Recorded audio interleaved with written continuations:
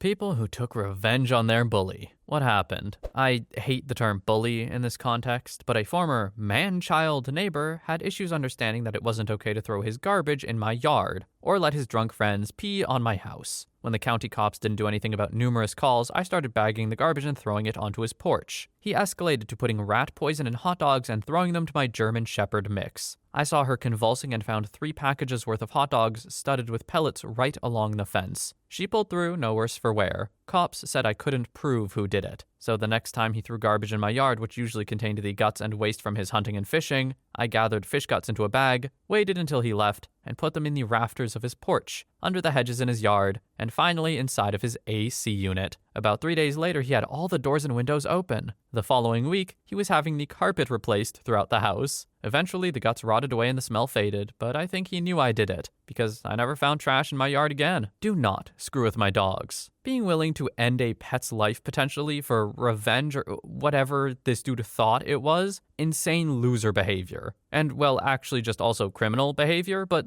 just loser behavior, really. Like, what a sad, sad person you have to be to do something like that. I am fully on OP's side here. I don't know about you. Maybe I'm wrong here. Maybe I'll get some arguments in the comments, but no. I'm with OP.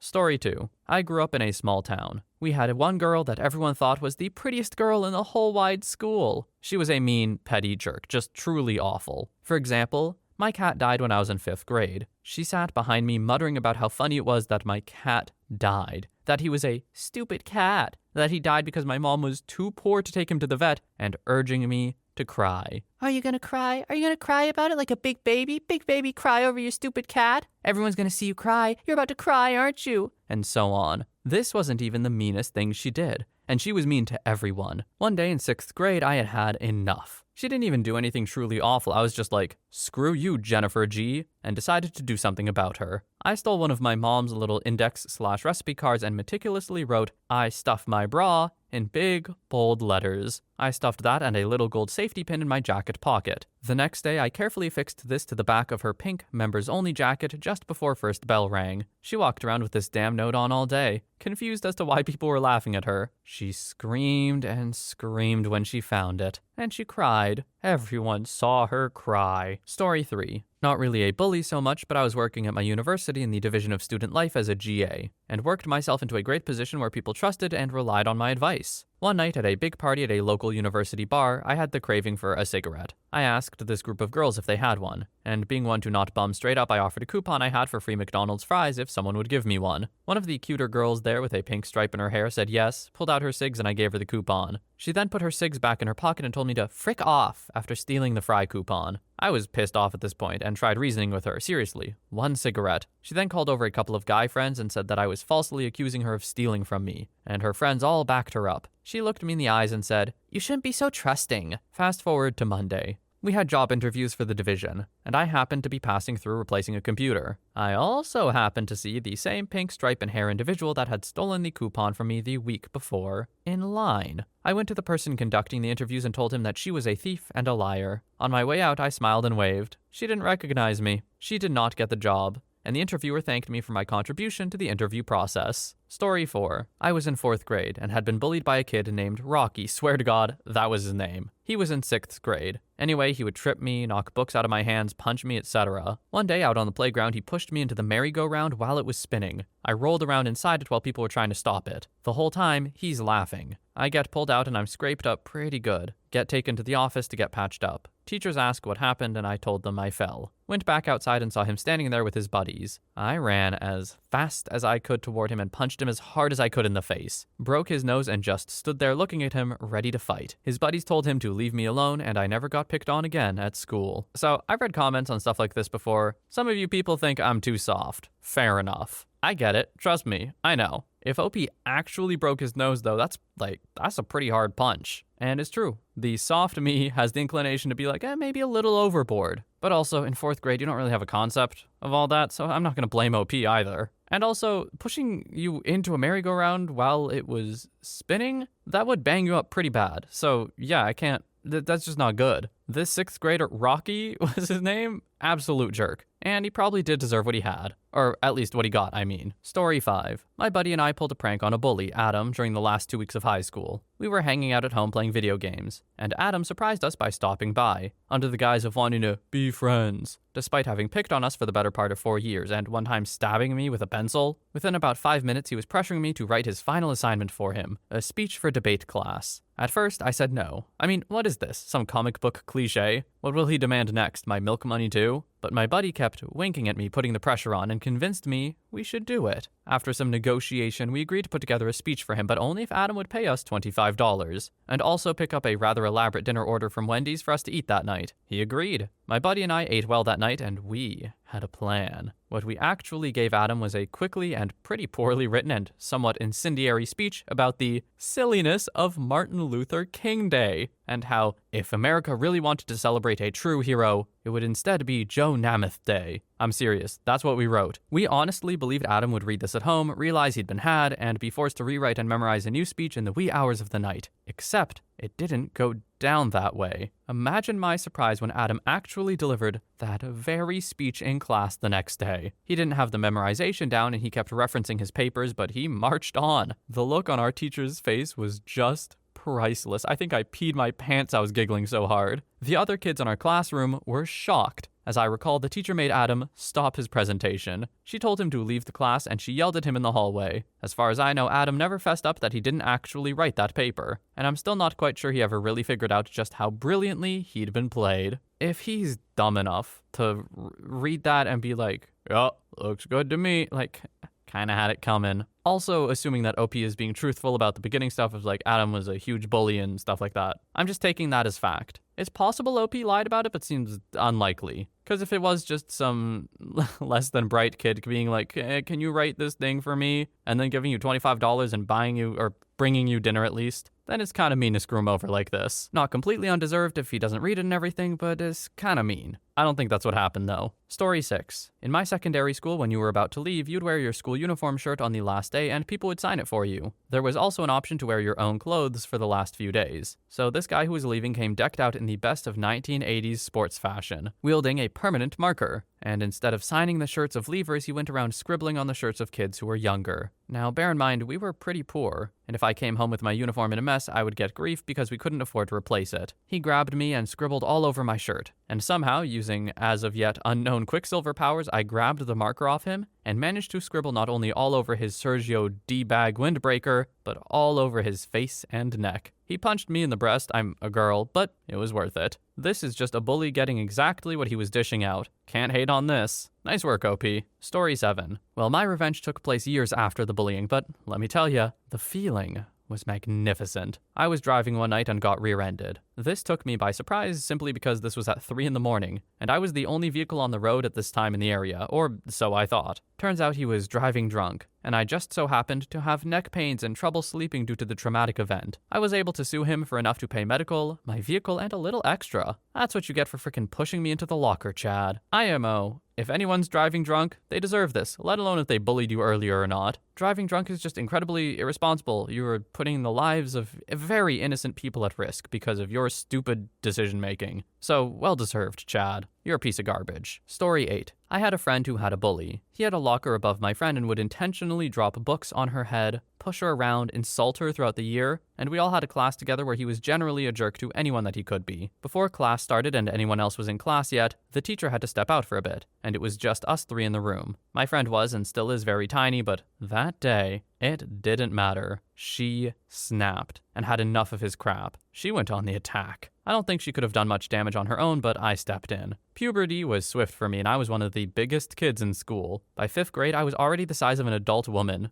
I pinned him to the wall and let my friend kick the crap out of him and punch him in the balls. He didn't speak to either of us after that, and we never got into any trouble. I don't think he wanted to tell anyone that he got beat up by a couple of girls. Story 9. Not me, but a good friend of mine. Sophomores in high school. Eric kept a Gatorade in the side pocket of his book bag for lunch every day. Just before second period would start, Eric would put his bag down in class and go to the bathroom. When he would come back, his Gatorade was always empty. This went on for about 2 weeks and no one would ever tell him who did it. When finally, one day he came back from the bathroom to another kid running out of the room, retching and holding his pants. Apparently, Eric had had enough of his Gatorade being taken and had put a few drops, half a bottle of Visine in the Gatorade before he came to school. The kid had to be admitted to hospital a few days later for dehydration from throwing up so much and diarrhea from the Visine. Eric finally knew who it was, and no one drank his Gatorade anymore. I can't hate on this. Like, you shouldn't be going around consuming other people's stuff, just as a general rule. Adding something a little extra in there just to find out who it was and maybe teach them a lesson, it's not that bad, even if it is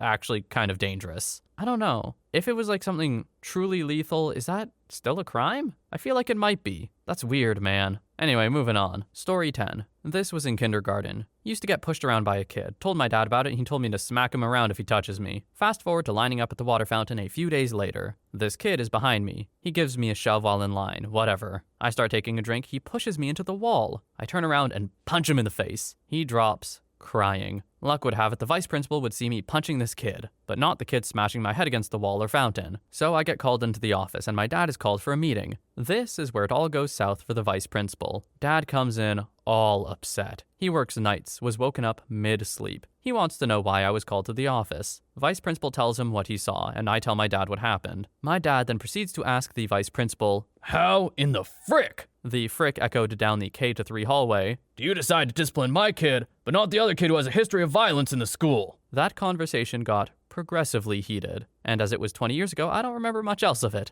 But I do know, as the more the vice principal tried to explain himself in vain, the worse his argument became to my dad. At the end of it, I wasn't disciplined, the kid never screwed with me again and moved away in 6th grade, and the vice principal took a conveniently timed 2-week holiday beginning the day after this occurred, and transferred at the end of the year. Violence solves nothing, they tell you. For me, violence is the only way to keep people from taking advantage of me. Second story. This kid in my grade 9 year liked to pick on me because I was short and stocky. I let him chirp all he wanted until he put his hands on me. One shot to the chiclets and the kid started bleeding from the mouth. This happened in front of a good number of his buddies. Suffice to say, people didn't screw with me anymore after that in high school. I kind of felt bad for him though. He got some teeth chipped and his parents didn't have benefits for dental care to get them fixed, so he was kind of screwed in that regard. See, this is where me being soft gets kind of complicated. Because my initial reaction is, no, you shouldn't punch this dude in the teeth and break teeth and make it so he has to get dental work that he can't get done. Like, that sounds bad. On the other hand, how do you get it to stop otherwise? Because we all know schools don't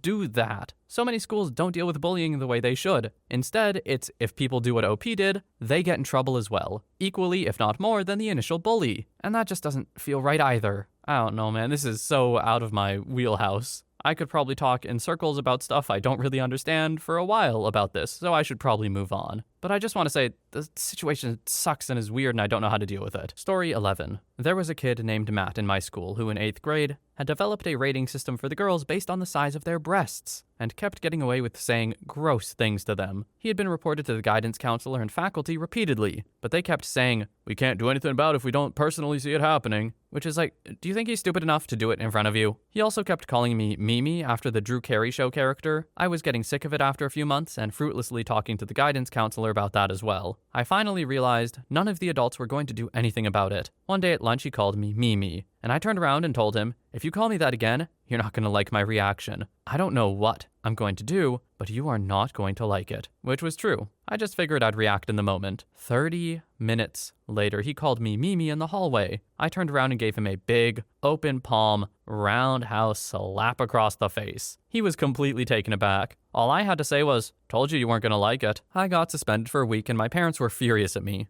However, Matt never harassed anyone again. He was totally polite from that day forward. I don't generally advocate for violence, but I still feel like it was a proportional response to months and months of gross behavior on his part, especially in the absence of adults who were willing to hold him accountable. I told the administration and my parents as much when I received my suspension.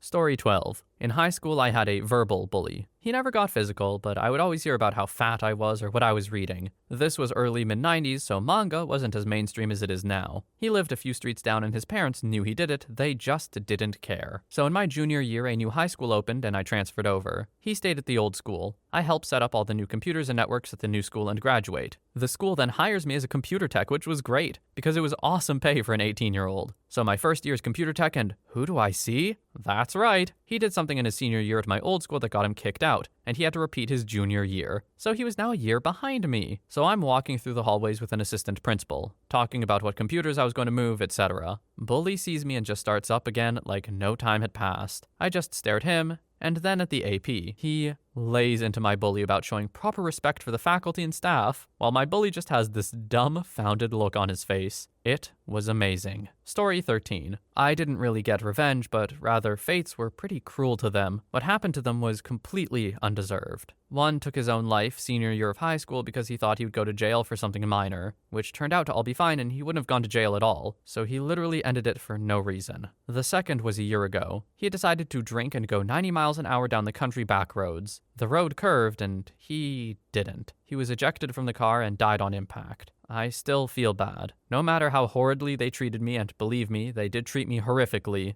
no one deserved that. Story 14. I used to get bullied for my lunch money in middle school by two guys for a year, one of which used to be my friend in elementary school. They would sucker slap me across the face from behind, push me against the lockers, and spear me. This was when Goldberg was popular in WCW. It got worse because this girl who I'm still friends with would stick up for me. What made it worse was because of the fact that she was a girl sticking up for a boy, which made them have some choice words for me. Well, as time progressed, I started growing pretty rapidly in height, towering over them, while the two guys were pretty much the same height or only grew a couple of inches. They stopped picking on me physically, obviously, but verbally kept at it. I guess I just snapped because they were picking on one of my other friends for lunch money. I kneed the guy in the solar plexus and just rammed the other guy's head to a water fountain as hard as I could. The feeling I got after doing that made me feel so violently hyped and surprised at how light they were. All three of us got in-school suspension for a week. They avoided my presence ever since that incident. I did have to watch my back though because their friends threatened to jump me. Nothing came of it though, just a bunch of scared, loud hyenas with hurt egos. Story 15. In England.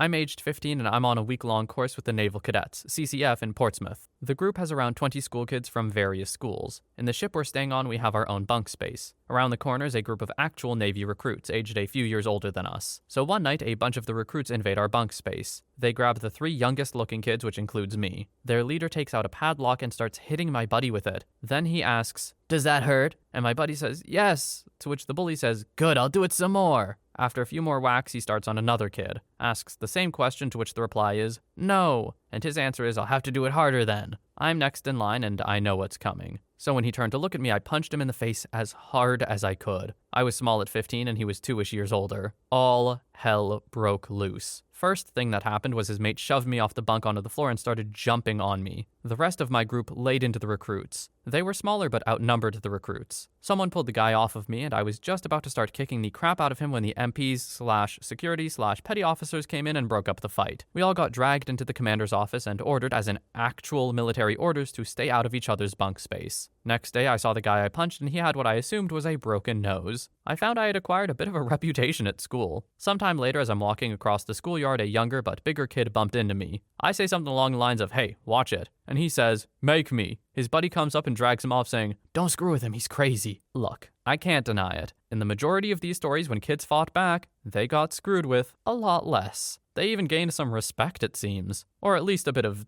fear. I'm not saying I advocate for it, but it is just an observation about a common theme. Seriously though, I'm always surprised hearing about stuff like this in places like the Navy, places where you'd think respect and following order, I don't know, just being a generally not garbage person would be encouraged, where you have to follow orders all the time. But no, these guys, just because they're a couple years older, decided to just, I don't even know, it's not hazing, it's just physically assaulting these younger people. It's so strange. I don't get it, man. But I guess that's the whole thing about bully logic. You can never get it, because it doesn't really make any sense. I hope these tales of revenge were somewhat satisfying for you. I know they were, at least a little for me. If you have any of your own, I'm sure you will not hesitate to put them in the comments, so please do. For now though, thank you so much for watching. I hope you have a wonderful day or night wherever you are, and I will see you in the next one.